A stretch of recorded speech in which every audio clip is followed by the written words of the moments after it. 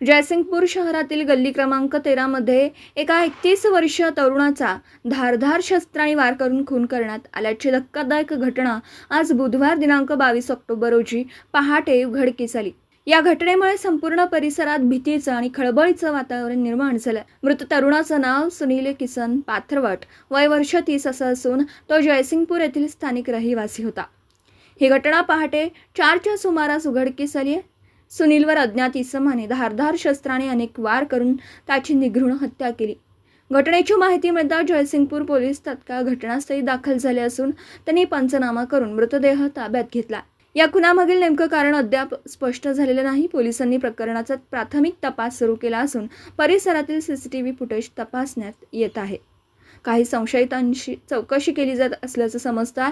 या घटनेमुळे नागरिकांमध्ये भीतीचं वातावरण पसरलं।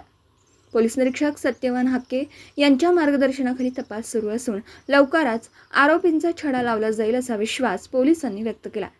दरम्यान ऐन दिवाळी सणात सुनील पाथरवटच्या हत्येमुळे परिसरात हळहळ व्यक्त केली जाते।